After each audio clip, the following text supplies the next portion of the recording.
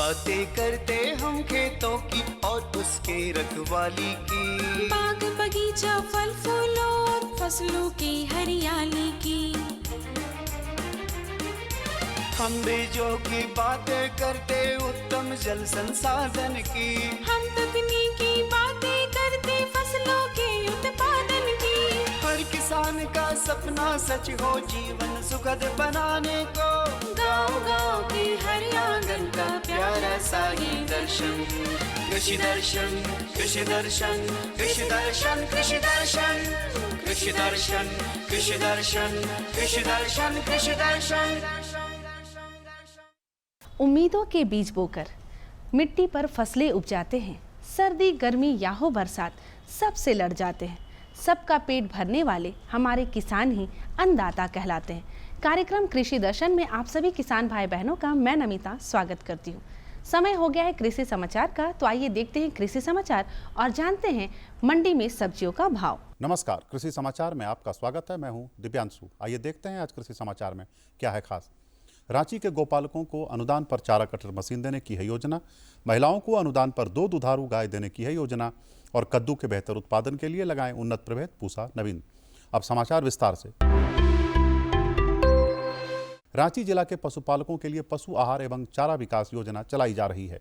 इस योजना के तहत रांची जिला के गौपालक हस्तचालित चारा कटर मशीन या बिजली चालित चारा कटर मशीन ले सकते हैं। हस्तचालित चारा कटर मशीन की योजना लागत 8,000 रुपये, जबकि बिजली चालित चारा कटर मशीन की योजना लागत 20,000 रुपये प्रति इकाई है। इसमें ST, SC और दुग्ध सहकारी समिति को 90% और अन्य श्रेणी के लाभुक को 75% अनुदान दिया जाएगा।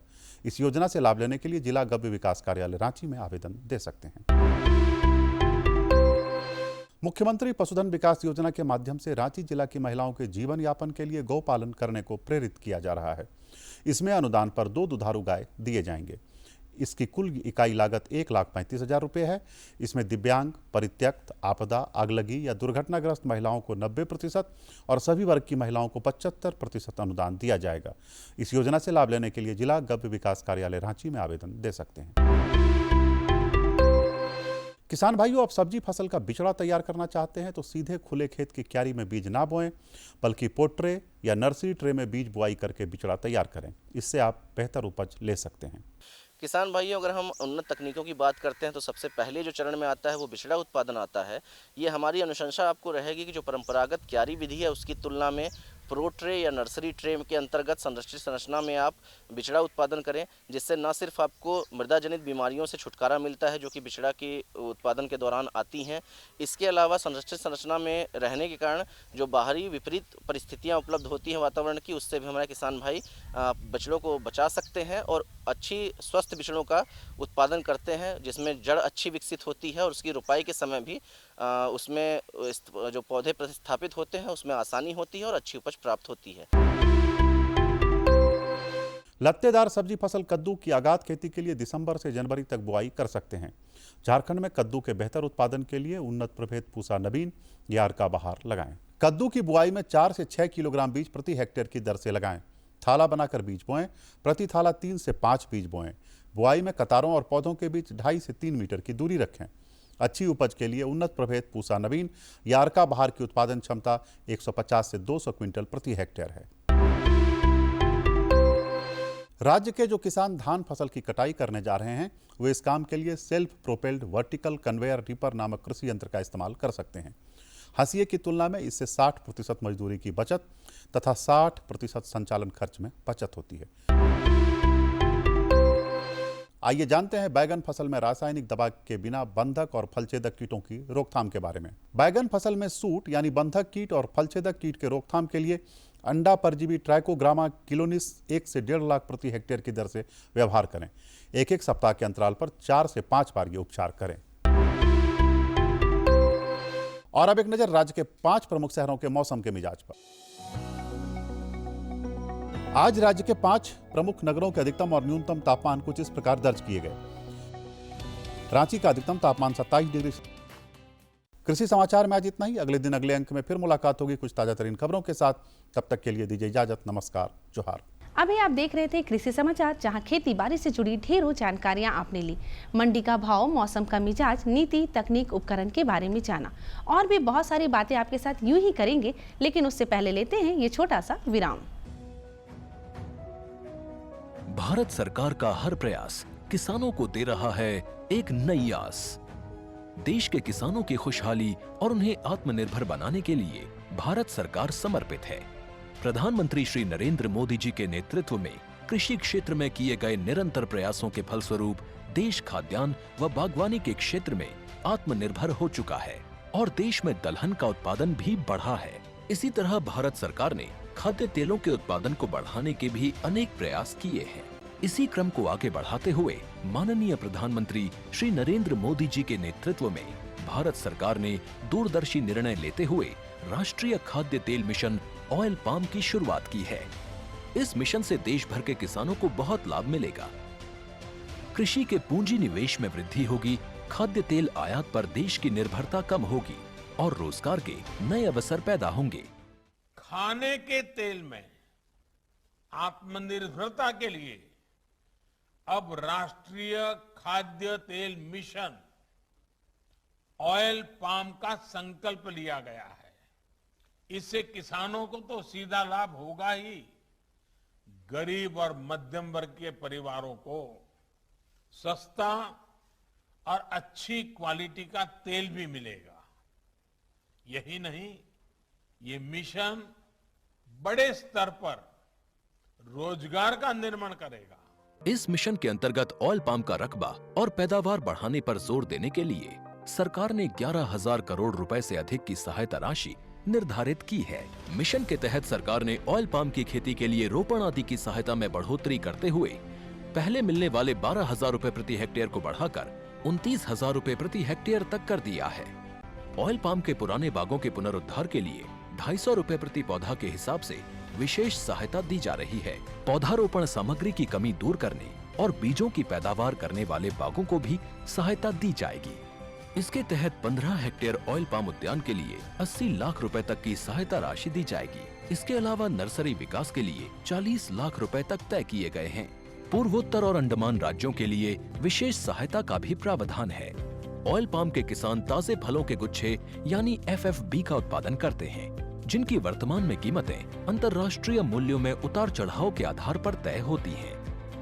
पहली बार केंद्र सरकार ताजे फलों के गुच्छे की कीमत के लिए किसानों को आश्वासन दे रही है। ये व्यवहार्यता मूल्य यानी VP कहलाएगा, यानी किसानों को कोई घाटा नहीं होने दिया जाएगा। व्यवहार्यता मूल्य VP तय करने की शुरुआत 1 नवंबर से होगी और अगले वर्ष 31 अक्टूबर तक जारी रहेगी। इसे ऑयल पाम वर्ष कहा जाएगा। इस योजना के तहत वर्ष 2025-26 तक ऑयल पाम का रकबा 6.5 लाख हेक्टेयर सृजित करने और कच्चे ऑयल पाम की पैदावार वर्ष 2025-26 तक 11.20 लाख टन पहुंचाने का लक्ष्य निर्धारित किया गया है। सरकार के इस महत्वपूर्ण निर्णय से देश में ऑयल पाम की खेती करने वाले किसानों में विश्वास पैदा होगा और वे खेती का रकबा बढ़ाएंगे। इस तरह पाम ऑयल का उत्पादन भी बढ़ेगा, जिससे किसानों की आय बढ़ेगी और ग्रामीण अर्थव्यवस्था भी सुदृढ़ होगी। ठंड का मौसम है और इस मौसम में हमें अपने फसलों का और साथ ही साथ पशु पक्षियों का रखना पड़ता है खास ध्यान। तो जो भी किसान भाई बहन मछली पालन कर रहे हैं उनके लिए आज का ये अंक है खास, क्योंकि आज हम आपको बताएंगे ठंड के मौसम में मछलियों का बीमारियों से बचाव। तो बिना देर के चलिए हम सीधा चलेंगे स्टूडियो, जहां हमारे विशेषज्ञ हमारे साथ जुड़ चुके हैं।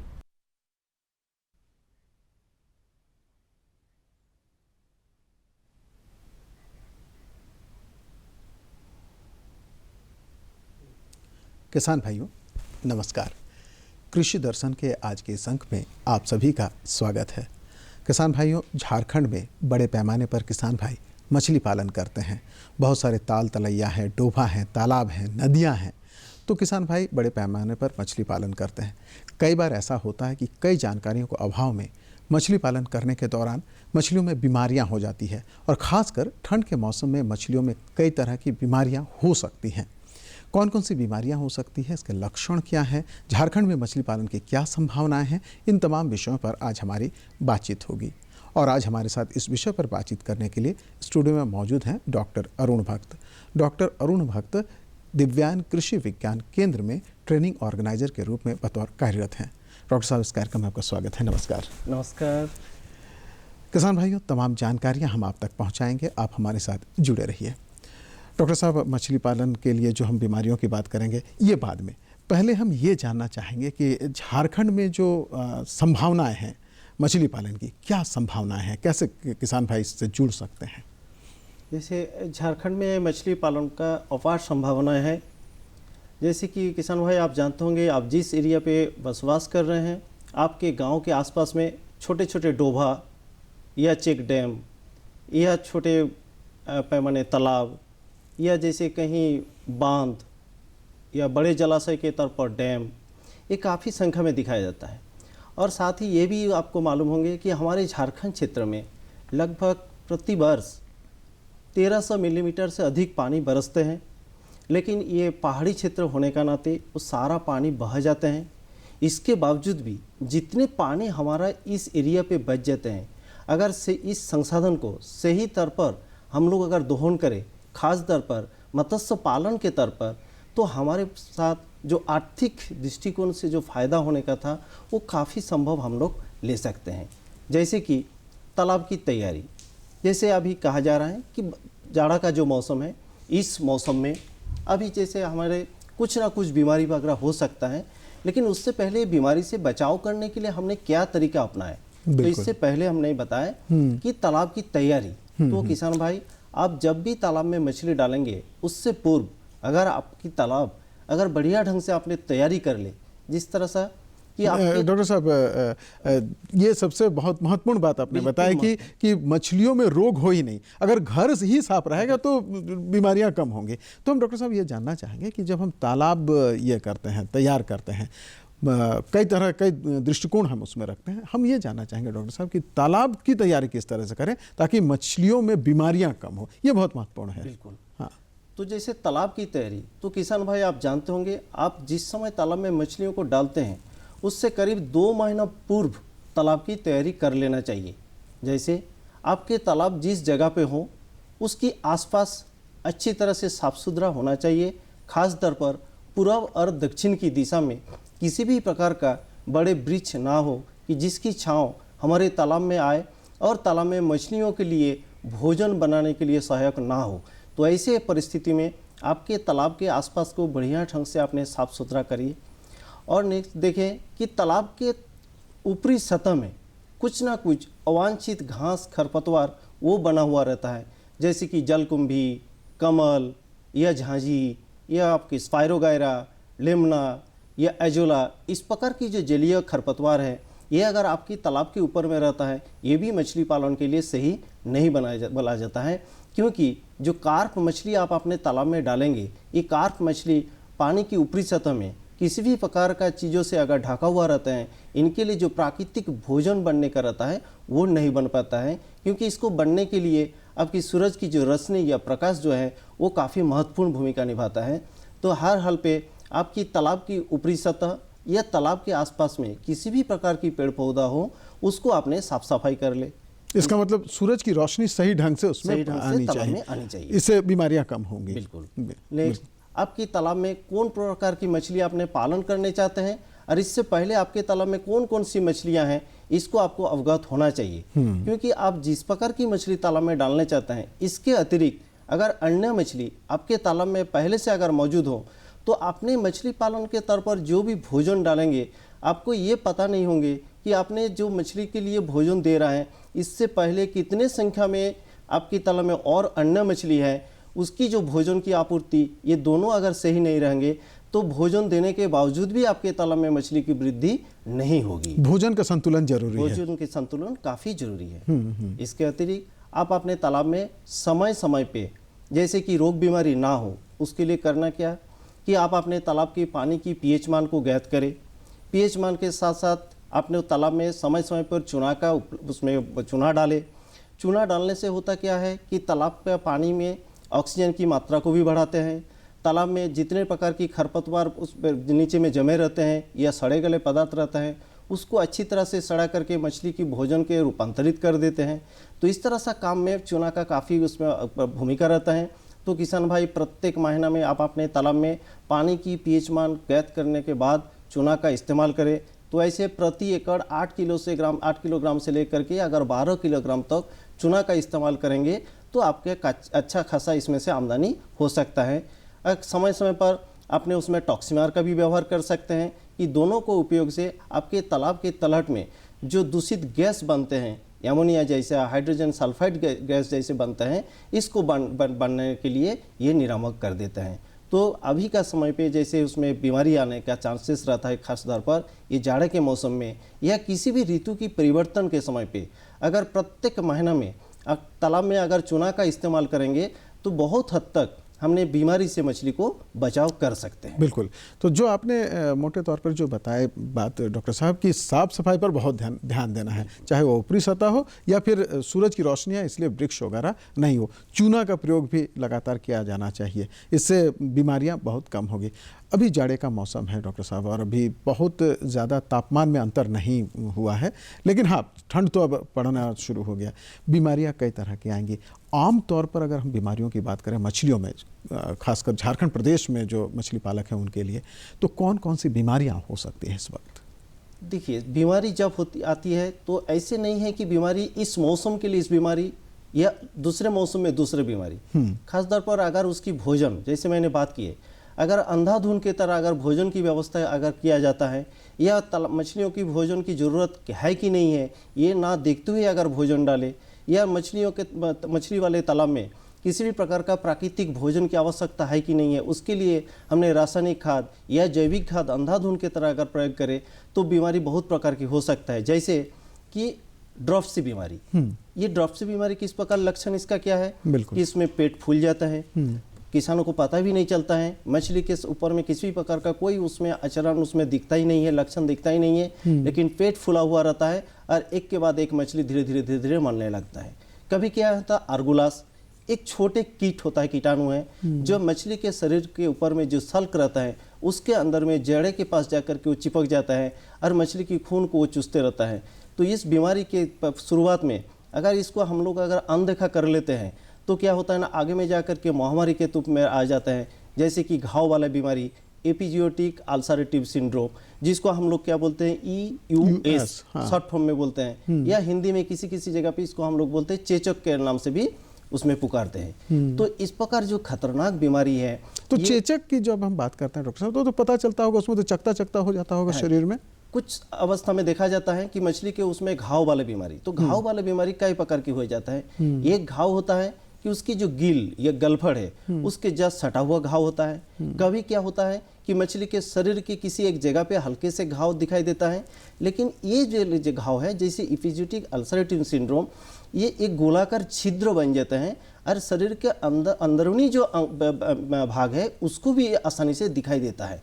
इस प्रकार बीमारी होने से मछली पूरी तरह से ये स्वस्थ हो जाता है, वो किनारे में जाकर के बैठ जाते हैं, किसी भी प्रकार का मूवमेंट नहीं होता है। बाकी अवस्था में मछलियों में काफ़ी हल्के से मूवमेंट रहता है।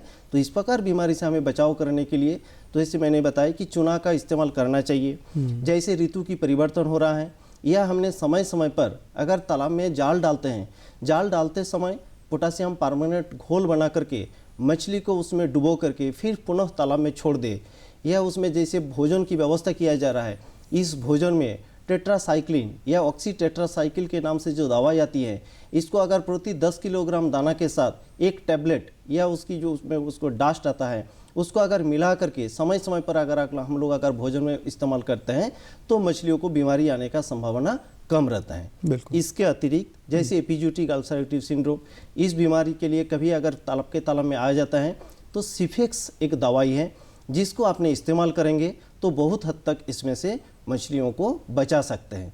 लेकिन किसान भाई, मैं एक चीज़ ज़रूर बताऊंगा कि समय समय पर अगर हमने तालाब में मछली डाले उसकी नेटिंग करके देखे। बिल्कुल, ये बहुत महत्वपूर्ण है कि आप तालाब में रखे हैं मछली तो उसको उठाकर देखिए, उसकी जानकारी लीजिए कि उसको क्या हो रहा है। बिल्कुल। तो इस अवस्था में हम जान सकते हैं कि हमारे तालाब में कितने मछली डाले और उस मछलियों में कितने मछली के वृद्धि में किस प्रकार परिवर्तन आ रहा है। अगर ये परिवर्तन के साथ साथ हमने अगर उसकी शिकारमाही जो बोलते हैं, जो मछली को निकासी करके मार्केट में पहुंचाना, जो खाने योग्य मछलियाँ अगर 3 महीना 4 महीना से 6 महीना के भीतर में जो मछलियाँ खाने योग्य बन जाते हैं, अगर हम पाटली मछली को निकासी करके अगर मार्केट में ले जाए, अगर खुदरा रेट में मार्केट में बिक्री करे, तो हमारा जो लाभ होंगे वो अधिक होंगे।